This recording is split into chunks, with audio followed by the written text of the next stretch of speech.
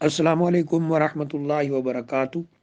الحمد للہ رب العالمین والعاقبۃ للمتقین والصلاۃ والسلام علی اشرف الانبیاء والمرسلین نبینا و رسولنا و حبیبنا و امامنا محمد وعلی آلہ و اصحابہ اجمعین، اما بعد۔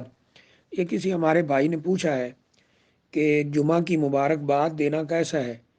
کہہ رہے ہیں کہ جس دن جمعہ ہوتا ہے تو سوشل میڈیا کے اوپر یہ پوسٹ شیئر ہونا شروع ہو جاتی ہے کہ جمعہ مبارک ہو، اور لکھا ہوتا ہے کہ آج جمعہ کا دن ہے اور تمہیں جمعہ مبارک ہو، اور بلکہ بعض دفعہ بعض پوسٹوں میں اس کا کچھ ثواب بھی لکھا ہوتا ہے۔ تو دیکھیے، اس کے بارے میں گزارش یہ ہے کہ جمعہ بابرکت دن ہے، اس میں تو کوئی حرج نہیں، جمعۃ المبارک ہم کہہ سکتے ہیں، جیسے رمضان المبارک کہہ سکتے ہیں، لیکن جمعہ کی مبارک بعد آگے لوگوں کو پہنچانا کہ تمہیں جمعہ مبارک ہو، اس کی کوئی اصل اور بنیاد جو ہے قرآن و حدیث کے اندر موجود نہیں ہے۔ یعنی جمعہ کی مبارک باد دینا، اس کی کوئی اصل اور بنیاد یا کوئی دلیل وہ موجود نہیں ہے، یہ لوگوں کا اپنا بنایا ہوا عمل ہے۔